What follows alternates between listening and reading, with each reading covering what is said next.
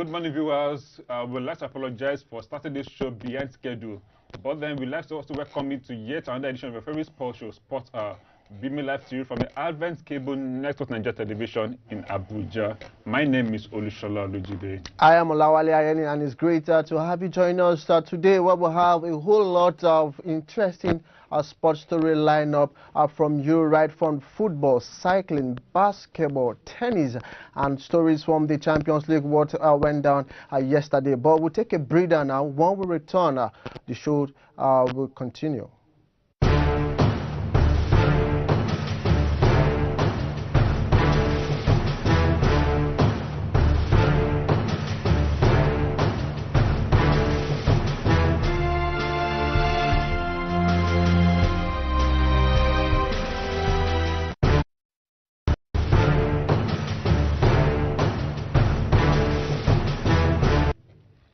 You're welcome back, and if you are just joining us, this is the Sport Hour Show. So we shall begin with today's show with our stories on the AFCON qualifiers, whereby Kenneth Roy, that is talking about the Super Eagles coach, has said Ahmed Musa, who was included in the 24-man list, will not play against the Benin Republic and Lesotho later this month. You know, there were some dust were raised. Uproar were raised during the week. That, on Tuesday, yes, when he released his 24-man squad for the games against Benin Republic and Lesotho. And one name that was conspicuously included in that list was the captain, Ahmed Musa.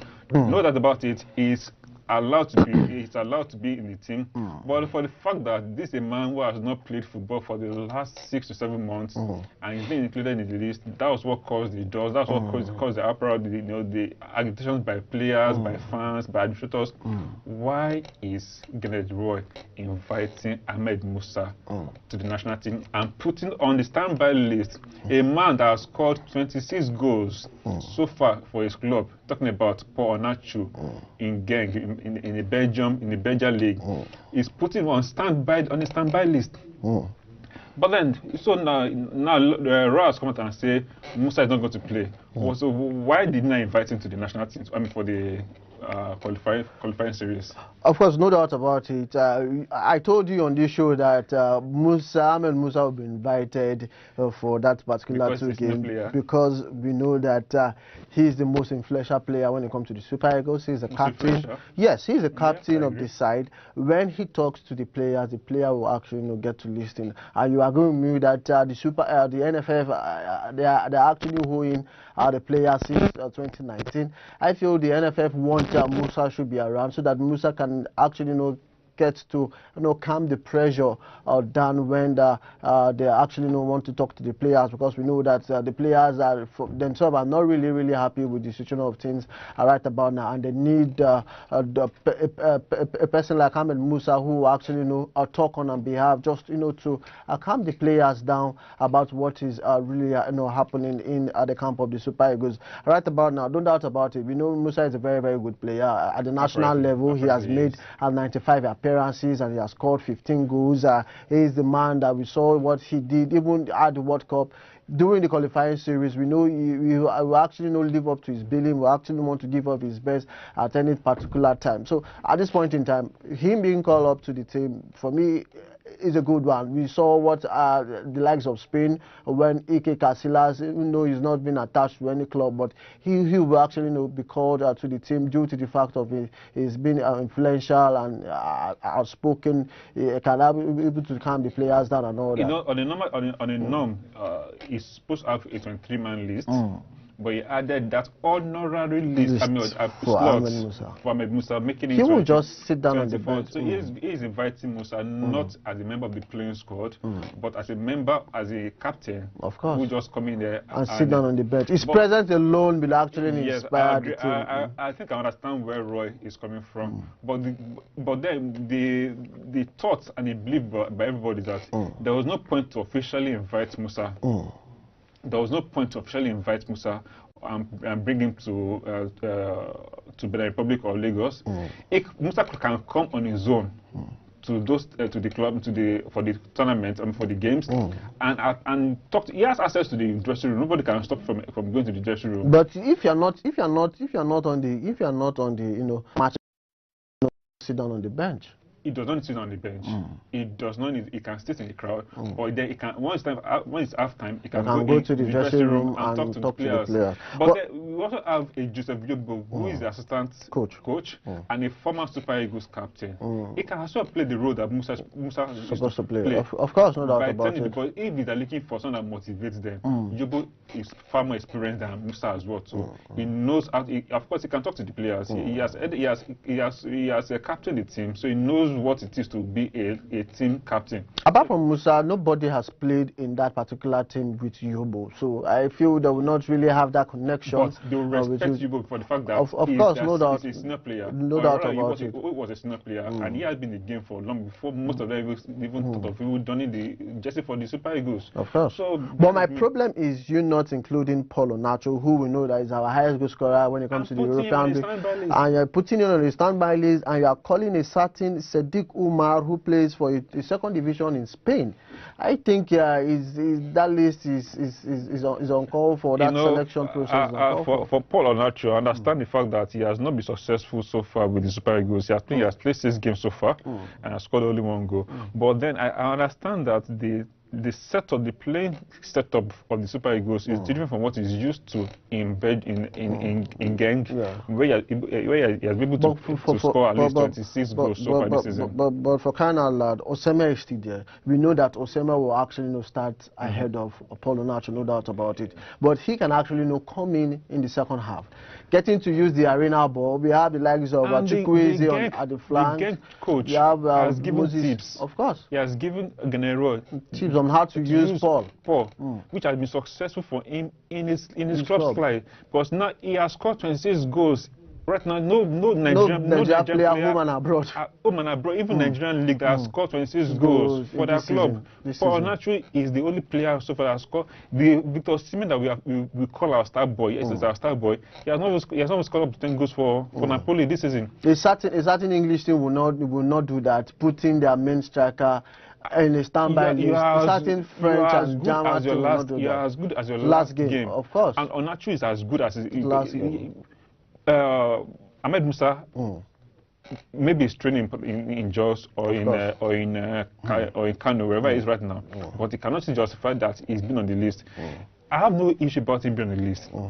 He could have come in unofficially and act as that motivational speaker, if that's what they're looking for in quotes, motivational speaker, or someone that will calm the team down. It does not need to be on the list or on the bench. Let's just give our viewers some rundown of those who made that particular list. Francis Uzoho, we have John Noble, we have Maduka Okoye in that particular list as the goalkeeper invited. Kenneth Omorua, Leon Balogun, Chidozie Awozim also invited. Williams Trosekon, Ola I know, Jamilu Collins, Zuelu Sanusi, Tonri Ebuchi of Netherlands of FC20 also make up the defense line. In the midfield, we have Ogene Tabo of Galatasaray, Wilfred Didi of Leicester City, we have Abdullahi Shehu, Joseph Aribo. We also have Oluwa Shemilogo Ajayi of West Ham in that particular one in the middle of the park. Then the forward we have Ahmed Musa unattached,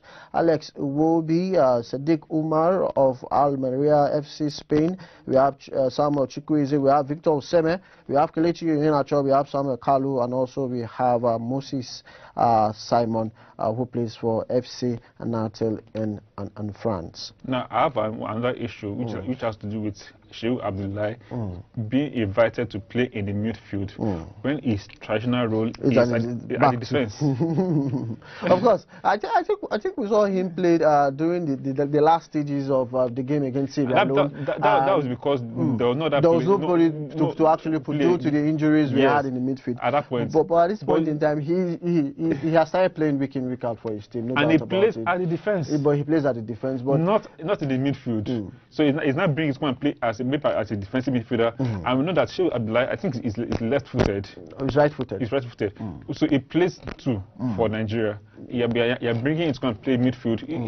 it will not gel like that easily, except if he doesn't want to use him at all. Of course, he will certainly be at the bench at this point in time, because we have the likes of, for me, I feel the likes of Tabo, Wilfred Ndidi, and Aribo will be the one to start in the middle of the park. So at this point in time, we're just hopeful that they're getting a result against Benin and Lesotho. Still talking about the Super Eagles qualifying game, one player has come out to say, I want to play in my preferred position. That is coming from Alex Iwobi of Everton. And I wanted to ask, what's his preferred position? Does he play his preferred position in Everton? Because in Everton, we have seen Carlos Ancelotti putting him in the wing bags and all that. He doesn't have a specific position in Everton. So why is it coming to tell Genetro that play me in my preferred position? But Martin, what is his preferred position? I don't know. I feel he wants to be a playmaker in that particular thing. But for me, I will actually give the playmaker. I will actually give the playmaker to Aribo, because Aribo looks more like a playmaker than Alex Iwobi. Aribo plays almost similarly to JJ. Yes, JJ Okocha.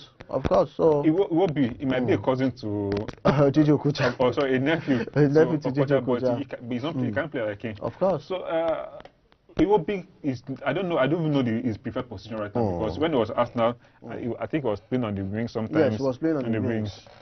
I never saw him play. Arsenal, he was playing. I never saw him play from the middle. But in Nigeria sometimes he plays in the middle if there are no wingers around. And in Everton, I've seen him playing on the left. I've seen him play in the middle, and I've seen him play on the right. Yes, wing back. So he's like almost like a multi-purpose player. So what's his preferred position? You want to play in the middle of the park. You want to play in the middle of the park, because some of course some yes, but for me, I don't think he have that quality. He loses the ball. Yes, he loses, and for him to get to attack the ball, he don't get to attack the ball the way he should. I don't see that flair. It's good. Of course, that flair is not. Yes, that really has. Yes, of course, he does not have it. Maybe it is dreadlocks and everything makes me have that kind of that's a feeling.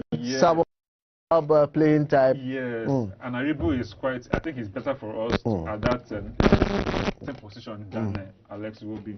So let's see where Raw will play him. He has begged Raw to play in his preferred position, which is through the center. Yeah. So, but let's see where Raw will play, and that's if we will start any game. Of course, he will start. He will start because one of the key players in the Super Eagles at this point in time.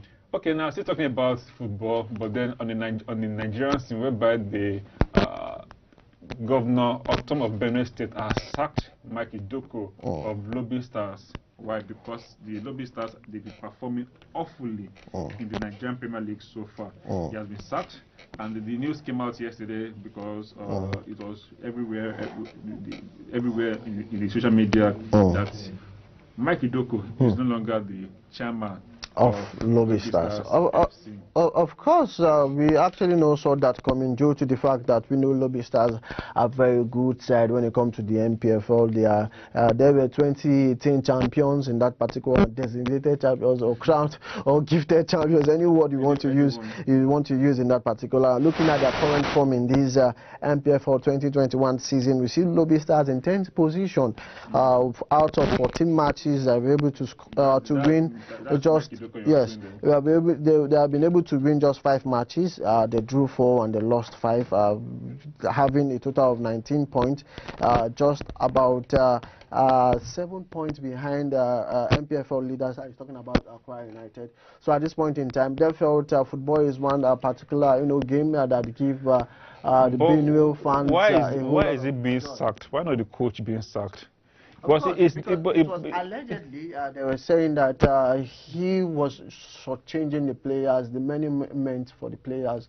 He was not giving them what was due to them. So, and there was a protest at the Makurdi Stadium, which actually led the players, and some of their fans coming out to protest with placard calling for the removal of Mike Idoko. I feel that was what the governor actually saw, and he said he actually gave that matching order that Mike Idoko should be actually be removed, sent packing from that particular spot. So we say, hopefully we should see what get to pans out in that particular one. Maybe with this new development, Lobby Stars will actually return to winning ways in the NPFL.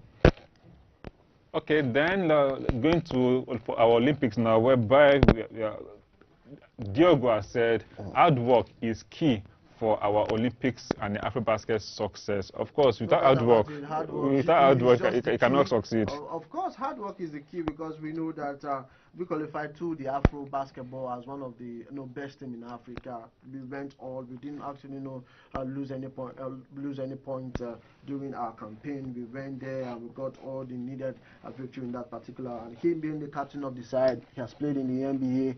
He has played in the most top flight league in the world. Also, he has also been in the team for a very long time. At this point in time, him being the captain, so he shows that he wants to actually get to win the Afro basketball again. And if he actually do that, I'm seeing the Afro basketball coming before the Olympics. Yes. If it's coming before the Olympics, then it will be a momentum for us to actually consolidate when we play at the Olympics. Now, most competition they should come before the Olympics, to prepare the players, the athletes ahead of the main. Olympics is the biggest. Of course, it's the biggest sporting event in the world. So it cannot go and play Olympics, come and play AfroBasket. No, AfroBasket comes before Olympics, so that the players will be motivated to get their best out in the Olympics. So we wish the Tigers and even the Tigress all the best when they kick off their Olympic campaign and the AfroBasket Championship later this year. Okay, so talking about championship, we'll go to the spiking game, where we'll talk about volleyball, where Nigeria under 19 male team actually retain the African title, and also they actually grab the World Cup ticket that will be happening later this year in Iran, that they did at the Abuja National Stadium earlier this week. That was on Tuesday. Yes, on Monday, if I'm not on Monday. Yes, on Monday. That really happened at the Abuja National Stadium. At this point in time, our female team could not actually replicate the same performance which the male team did. They played against Cameroon, the only team that actually came in the under-18 girls. They played 3 consecutive matches against Cameroon, and they lost all 3 games. Okay, at least we watched the game together, and I think the second set was really the most annoying set, whereby we were leading 19 to 8. Yeah, thereabouts. And they came back from 8, and they defeated us. That was shocking. Because I never expected that we would lose that set. Okay, we lost the first set. Probably the second set we thought we were going to. We were cruising to victory, but then those girls came, overtook us, and they won the 3 sets, which that was a demoralizing game for the girls.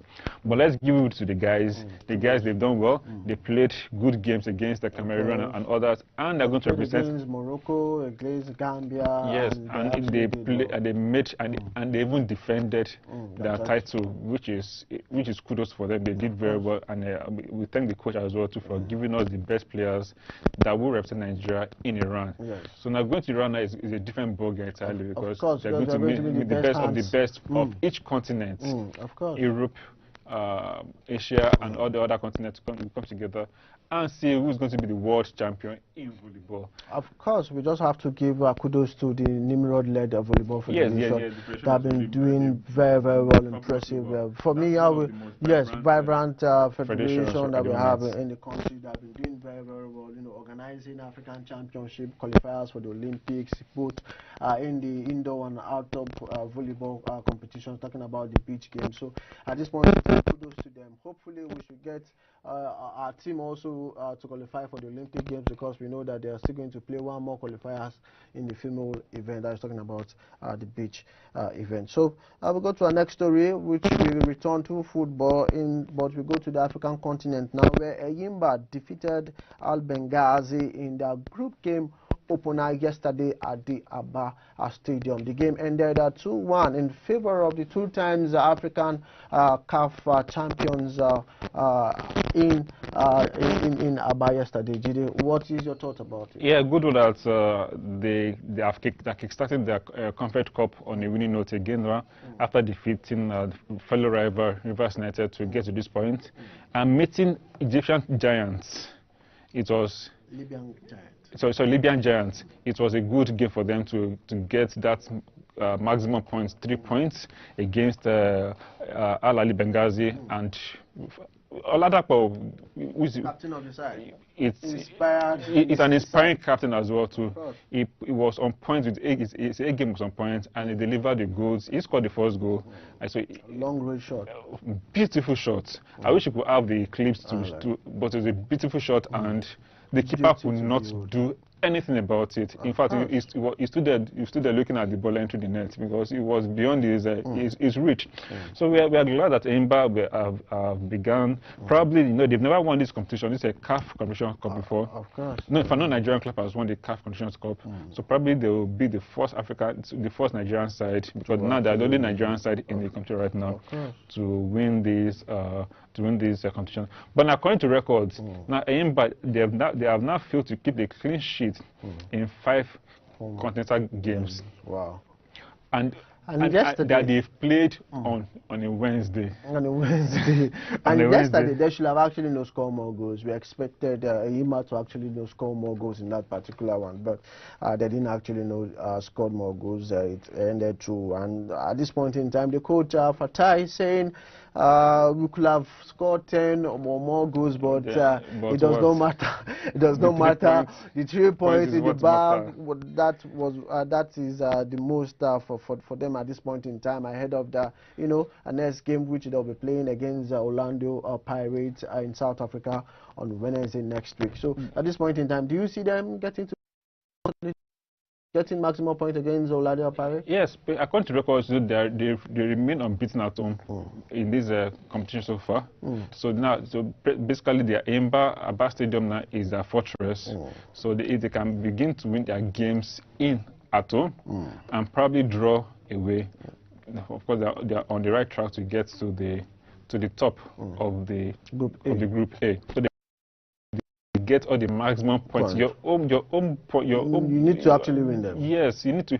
Every club needs to win at home at all costs, because that is very, very important. That's very key. Very key. Even though they were even playing in front of a handful of fans yesterday. Yes, we understand because of COVID-19 restrictions, but once you are playing at home, you have to ensure that you get all the maximum points at home. And since they've remained unbeaten, even Rivers United cannot even defeat them at home. So since they remain unbeaten so far in this competition, then they should ensure that record stays on till the end of the campaign, which should be at the final stage for me. Of course, hopefully they should actually turn out to be the best team in that particular group. So we'll move away from football and let's go talk about taekwondo, where our own Elizabeth Onacho, over 150 Nigerians actually paid our way to compete at the Turkish Open. Elizabeth just reaching us right about now that she has defeated her opponent in her first game, and that particular one she defeated her Turkish opponent Mendel Egulu. If I don't get that one correctly, people should not actually forgive me. She defeated her by 30 which was a technical knockout in the round of 16 of the ongoing Turkish Open. Nigeria getting to fund their own to Turkey without the government. One thing about Nigerians is that we are our brothers' keepers, our sisters' keepers as well too. But we really want to do something, we do something for our fellow Nigerians, regardless of the tribe, regardless of the religion. Now, 150 Nigerians came together to sponsor one person, Elizabeth Ayanacho, to Turkish Open. Now, they saw the potentials in this girl, that this is a bright future. This is going to be one of the best taekwondo athletes in the world. Know she has qualified for the Olympic Games. Yes, she has. So and she's primed to. She might not win gold, but at least she can win. She can even win gold. Nothing stops her from winning gold. In our own category. In our category, yes. Nothing stops her. But then let's not keep our hopes up. But then we know that this girl is a bright talent for Nigeria. Might not be this particular Olympics that she will make the waves, but of course, future Olympics. You do not expect when Usain Bolt started the Olympics, it was not winning all the medals. Yes. He grew into it and he became a world champion, unbeaten champion. Experience would actually. Experience with counting. Yes, she's still a young girl. I think she's about 19 or thereabout or 20. So she's still a young girl. So she has a very bright future ahead of her. But for the fact that 150 Nigerians came together to sponsor a single person for a shows you this, yes, unity among us. I think we should. And out of all these 50 persons, I'm sure there are Muslims there, of course, there are Christians there, there are atheists there, so you can there what is a unifying factor, Yoruba, Hausa, even it's not a particular tribe or religion that sponsor. It cut across religion and tribe. It shows that sport is a unifying factor in Nigeria, and that is where the government needs to even, government, individuals, churches, mosques, everybody must invest more in sports. For me, I don't see the reason being where Boko Haram would the banditry, the kidnapping, because it's the youth that are taking these things, not the elderly ones. Of course. There'll be less banditry, there'll be less Boko Haram attacks and everything, kidnapping, those things, insecurity. Because if you take these youth out of the street and they don't need, not everybody needs to go to school. Not anybody needs to go and do mechanic, become mechanic, or go to technical school. No, sport is another venue to generate funds for the country. Of course. Get your GDP can increase through sport, and the major part is the fact that it's a unifying factor. If Super Eagles is playing a game now, Boko Haram, wherever they are in their hideout, they will drop their weapons and watch the match. They will. In Ivory Coast and all that. Where did the Drogba was able to unite Ivory Coast because of football. Of course. So sports should be an avenue for unity, not politics. It should be taken very seriously. Yes, and in sport, the way that we see some governors, some governors, let me even be open up now. Some governors, they have no, even in FCT, they have no interest in sport. They will say it's not just to run. It is not just to run. That when somebody said that during the last sports festival in Abuja, he said how much 200 million to run. That was a very, very insensitive statement from the administrator. It is beyond running. It is beyond the fact that you are empowering people. You are taking away crime, and you are bringing in economy. So we urge the government, wherever if they listen to us right now, to ensure that more money is dedicated into sport development, and they let individuals allow individuals come aboard as well to sponsor clubs, sponsor teams, sponsor events, private individuals, private organizations, and everything, so that there can be unity in this country. So we go to our next story where we'll talk about cycling right about now, when Team Nigeria contingent to the 2021 African Cycling Championship are in a flying start right about now. The game which started yesterday on Tuesday in Egypt, and Team Nigeria has won a total of 5 medals in that particular one. We won 1 gold medal at the team pursuit event, that is talking about the women athletes. We won also 1 gold in the team sprint women elite, sorry, I beg your pardon. 1 silver time trial in the women elite, and 1 silver team sprint in the women's junior, and also 1 bronze medal in team pursuit women junior. The game will actually continue today. We have feelers that today event is the event that Nigeria actually have comparative advantage. We should hope for more medals at that particular games going on in Egypt right about now. I love the fact that we are moving away from football and we are going to volleyball, handball. Now we are looking at track, road race and a track championship. And I'm glad that Nigeria we are doing very well right now. It's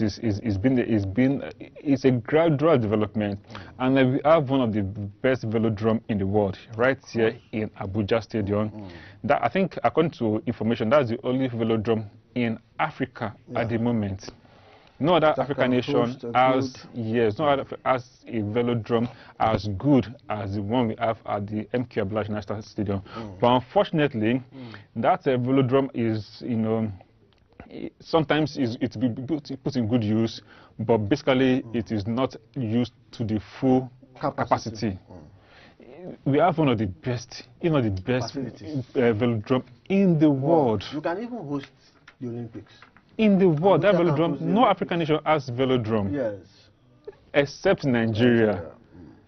and yet we cannot still. But then we are grateful for the fact that the federation is they're trying to make use of that velodrome. We made use of the velodrome in 2019 when we hosted the African track and we won our championship, and we won. Actually we won. So because we invest more in other sports beyond football, and the federation, I was able to go out there to get in sponsors. I think was one of these car maker, I can't recall the car maker that came to sponsor the event, that 2019. Not on Danotota. No, you were talking of that is cricket. That's okay. Cricket. Yes, that's yes. Cricket. Okay. When the sun came and that was cricket. That was cricket. So, because they used the velodrome. Yeah, that was my okay. Yeah, right. But at this point in time, they are doing well. I was with them when they were about leaving the country, the velodrome, and they actually promised that they were going to do well. They are going to win medals for the country. About one athlete left to Nigeria on Monday to meet other 2 athletes who are in Egypt already, training ahead of the game. So at this point in time, talking about the technical director and chief coach, Abdullahi Bashar said they are going to do well. Nigeria should expect. But for me, I feel the government needs to actually come out and support these guys. If it was maybe the Super Eagles departing the country to go and play, gathered together to go and see the presidency. There's so many things which actually went on that, which actually went in that day, but I don't really want to actually talk about them at this point in time.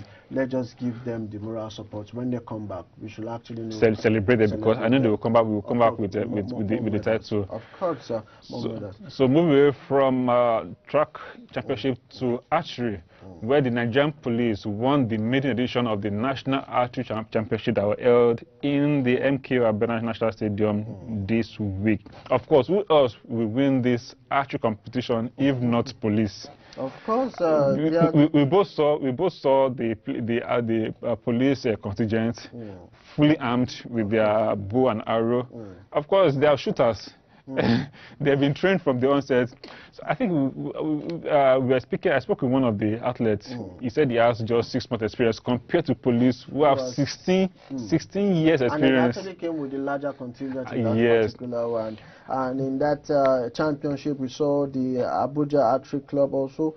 They won 1 silver, 3 bronze medal. The Nigerian Immigration Service won 1 silver, 1 bronze. The Nigerian Correctional Center. Of course, all these paramilitary, and of course that's the one that will win all this. Won 1 bronze, and the Nigerian Air Force. A total number of 10 teams actually participated in that particular. When it comes to all this kind of competition, shooting competition, archery competition, you should expect that the military and the paramilitary, they are the ones that will win, because before they win the game, they have been trained. Of course, in their line of profession, they've been trained to shoot. About it.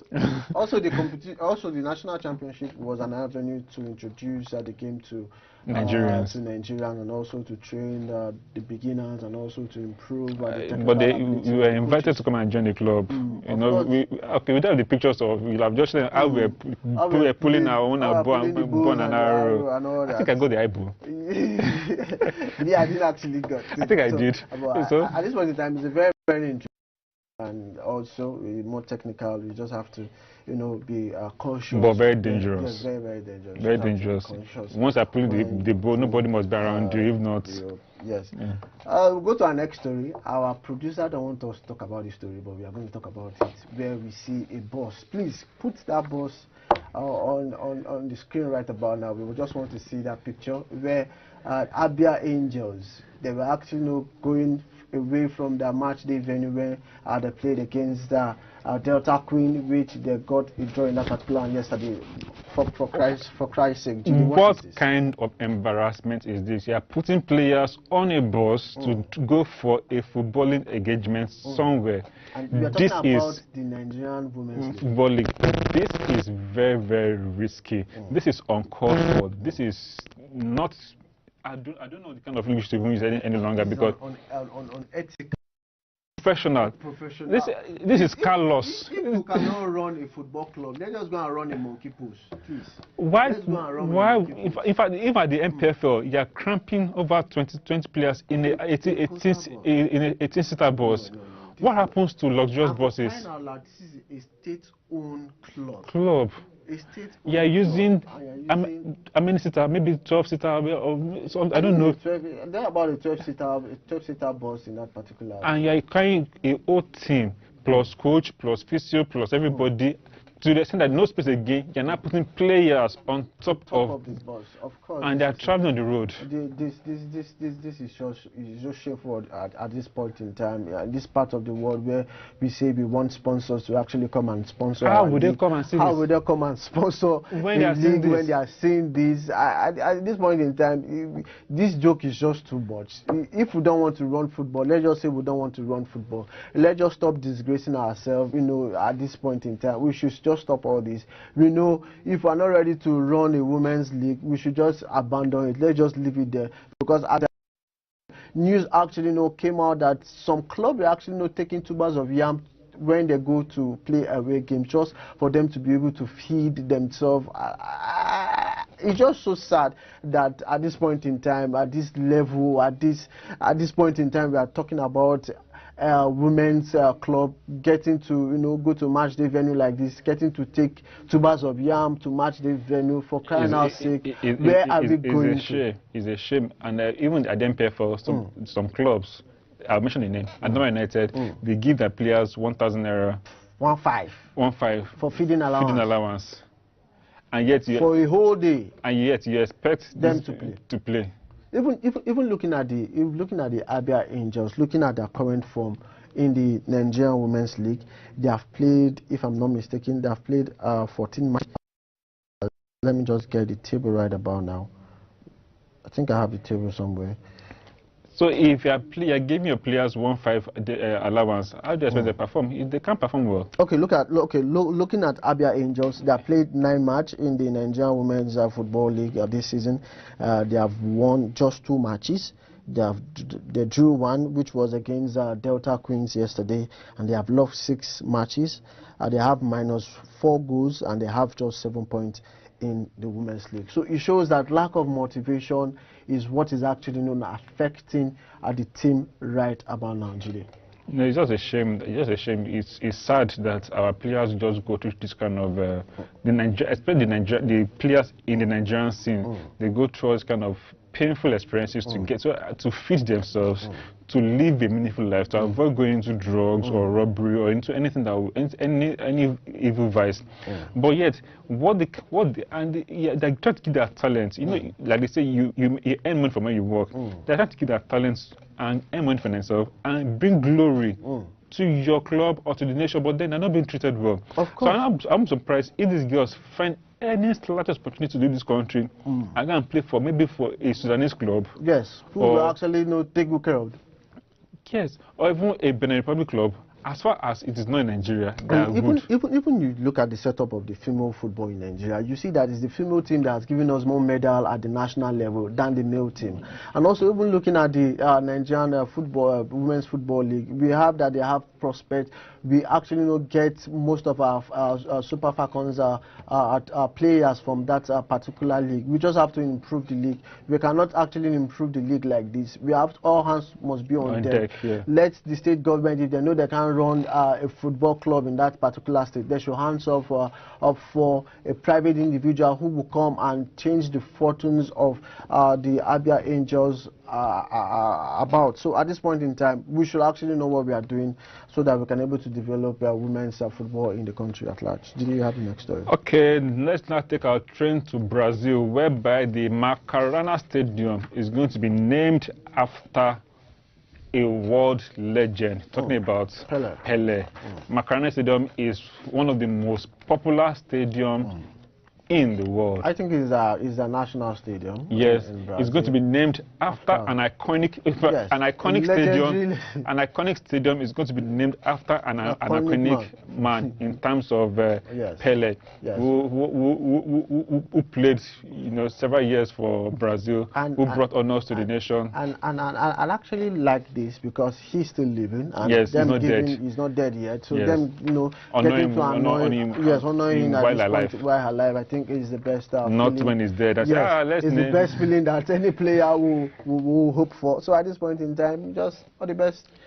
The Lord should grant him long life and good health in that particular one. And still talking on Brazil football again, one player that we expected to eat the limelight, one player that, of course, he eat the limelight. He was in the limelight. Yeah, but we expected him to still be at the top of the game right now. No, yes. Age has actually caught up with him. You know, right. Before he got to that particular age of 37, he was already going off the radar due to his lifestyle. And now his lifestyle is going to send him, or is sending him to 9 years behind bars. What has he done? He was involved in gang rape. And we're talking about Rubio, former Manchester City former Real Madrid player, former Manchester City player, former AC Milan, Inter Milan player, from young, intelligent player, beautiful player. You know, I remember when he scored in his first game for Man City, he scored against Chelsea. Also, a free kick.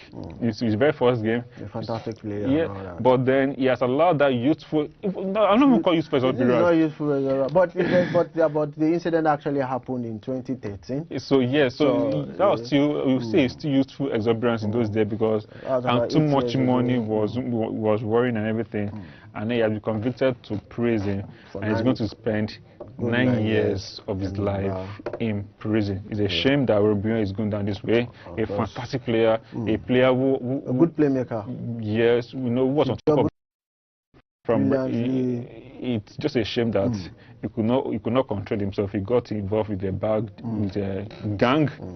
And did the unthinkable. I think some of the Brazilian players are actually drifting away. The likes of Adriano also saw him drifting away. Very, very good player, but at this point, that's one issue with the Brazilian players.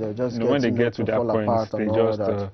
So we'll go to our next story where we'll talk about tennis right about now, where Qatar Open. Federer win first match after 13 months out of the game. I think his well deserved. Injury has kept him away from what he likes doing most. But at this point after 1 year, he came back. He came back in Qatar, and he won his first game. Match in the Qatar Open. You know, Federer is a legend. Of course, legendary. You know, they say form is permanent, so class is permanent.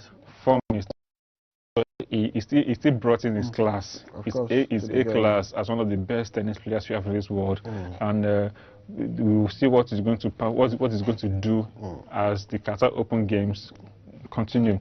Whether he's going to continue winning his second match, third match, and probably win a trophy, we don't know yet. But for coming out from injury, having been out of the game for 13 good months and to win his first game, it shows that that he still has that spirit, that skill in him. Of course, he cannot die, except when he dies, probably before the skills disappear. But as he's alive now, he still has the skills. Yes, it will be with him. You still have the skills that will return to football. Where they name as the technical director of Manchester United. We know he was a former Manchester United player. He has been with the team for over 20 years, if I'm not mistaken, and he has been appointed as the technical director in that particular team. TD that Manchester United will be having. So this is the first ever time that they're going to be having a technical director as well as a sporting director. So you can see both of them on your screen there. You know, they got the appointment this week. So we will see what role both men will play in reviving the fortunes of Manchester United.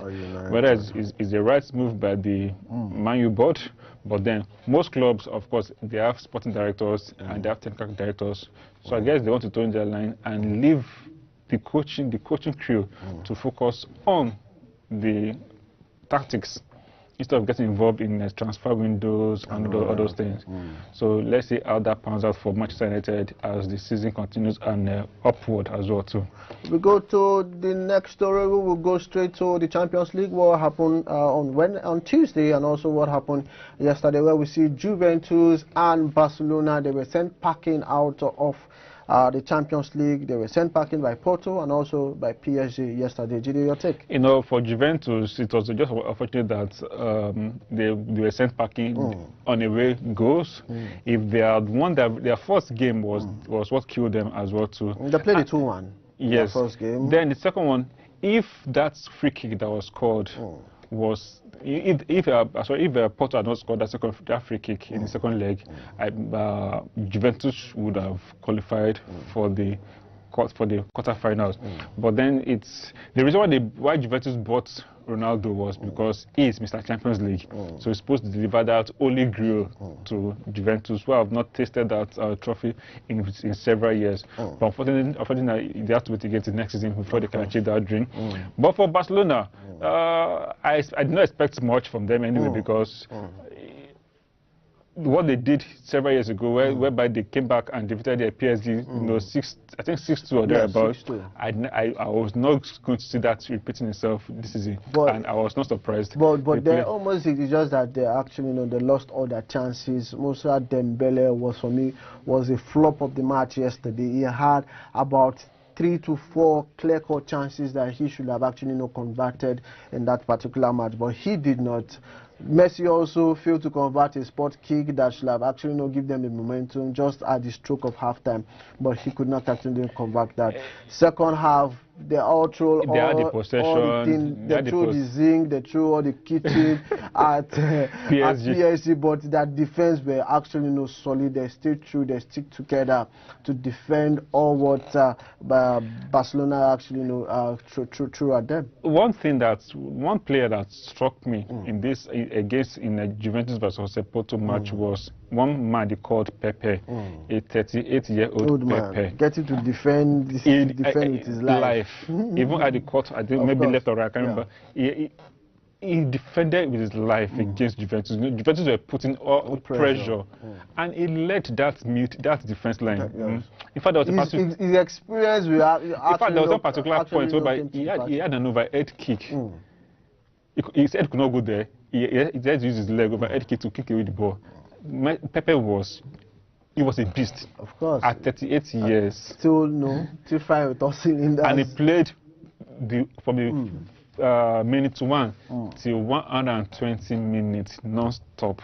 Just to let our viewers know, this is the first time since 2007 that Barcelona will be exiting the Champions League in the round of And now, for the first time in 16 years, there will be no Messi and Ronaldo in the quarterfinals of the Champions League. But let me ask you, what do you feel about this, that there's no Ronaldo, there's no Messi for the first time in 16 years? I think that days are gradually coming to an end, and we are seeing the likes of Mbappe, the likes of Haaland coming into the scene, coming to take the center stage from where Ronaldo and Messi has left. Messi also was very disappointed. We saw him he actually wanted to win that game yesterday. Looking at his long-range shot that actually passed the PSG keeper yesterday, that will actually give them that momentum for them to actually get to move in that particular one. So hopefully we should see an interesting draw when the quarterfinal draw will be held. There are some matches that will be played next week, but other results that were played yesterday on Tuesday, we saw Dortmund they drew against Sevilla 2-2, which brought aggregate to 5-4, seeing Borussia Dortmund progressing into the quarterfinals. Also, Liverpool actually defeated Leipzig to make it 4-0 in aggregate for them to actually move to the quarterfinals. Do you see Liverpool getting to the finals? They have not been playing well in the EPL. Not really. Should the Champions League give them that hope? Not really. I will not put my money on Liverpool winning the Champions League this season. Yeah, they might do well. They might get semi-finals, but getting the finals, they can get the finals, but I don't see them going all out to that swagger that they had that they won the Champions League is not there, or last season when they won the league is not there at the moment. At the moment, they've lost that mojo, and it will take time for them to get it back. But at the moment, my money is on Bayern Munich. For them to return? Yeah, I want to put my money on PSG at this moment in time, because with their impressive run against Barcelona, I think they can be able to do justice. But then I will have loved it. Bayern Munich were lucky in the finals against PSG last season. So at this moment in time, I won't take that as luck. I will take it as they were actually prepared. They played out the game well.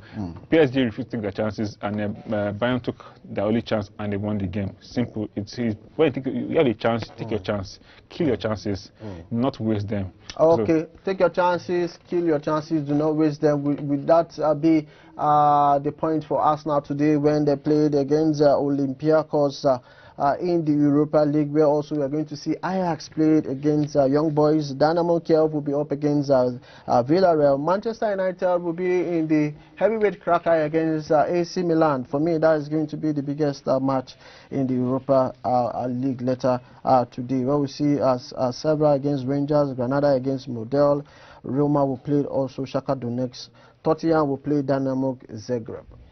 So the biggest match I said is the Man U against AC Milan. Right now I don't know who's going to win, but I will tip my winnings on AC Milan. Against Manchester United that defeated Man City 2-0 just on Sunday. They could have defeated Man City 2-0, but that does not mean that they can defeat AC Milan with the likes of Zlatan. I wouldn't know if Zlatan will play. I don't know if he's back yet, but without Zlatan, of course.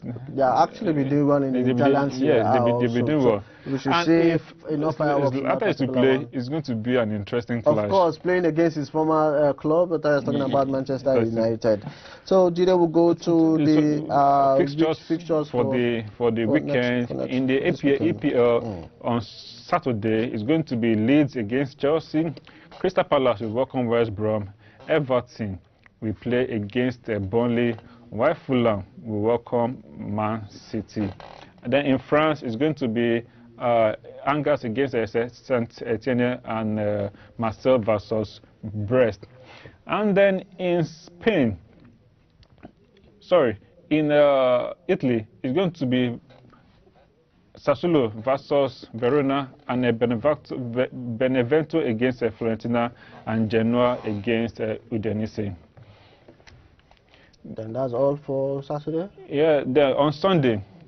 We're going to have Southampton against Brighton, Leicester against Sheffield United, Arsenal against Tottenham. That will be the North Derby. That's going to be the high match of this weekend. Manchester United against West Ham. And then in Germany, we have Leverkusen against Bonfield, Leipzig against Frankfurt, Stuttgart against Southampton. Then at the Spanish La Liga, Celta Vigo against Atletico Club, Granada against Real Sociedad, Eibar against Villarreal, Sevilla against Betis. Then in the International, we are going to have Bologna against Sampdoria, Parma against Roma, Torino against Inter, Cagliari against Juventus. Then the big match for me in Italian Serie A is going to be AC Milan versus Napoli in that particular one. You don't have the NPFL fixtures? Yeah, on Sunday for the Nigerian Premier League, it's going to be Abia Warriors against the Kano Pillars, while Dakada SC will take on Katsina United. Enugu Rangers will welcome Adamawa United. Ifeanyi Uba will welcome Rivers United. Jigawa Golden Stars will take on Akwa United. Kwara United, of course, will welcome the visit of Atlant FC. Lobby Stars, we just sacked the chairman recently, we welcome. It's a class of champions against Plateau United. MFM against an off-firing Eyimba United. Sunshine Stars would love to fly or shine over Nassau United, who have been poor so far. The Wicked Tourists, we want to avoid being devoured by Warri Wolves when they meet in Bauchi. Star match. Yeah, the star match is going to be Lobby against Plateau United for me in the Nigerian Premier League. That will be the North Derby and all that. Yes, and in the Premiership on Sunday as well too, it's going to be. We've talked about that already. Oh yeah, yes, we have already. So this is where we draw the curtains, and we believe you have enjoyed every bit of today's show. But of course, before you leave, we want to urge everyone to take charge of your health. You can help stop the virus by obeying the guidelines as set up by authorities. Let's keep our social distancing. Let's wash our hands regularly or use an alcohol-based sanitizer. And we should always use our face mask always. I remain Olushola Olujide. Endeavor to follow us on our various social media platforms and get to share all our interesting programs that we have lined up for you. We'll see you same time, same station, and next week. I remain Olawale Ageni. I'm saying bye-bye for now. God bless you. Have a good and splendid weekend. Bye. Bye-bye.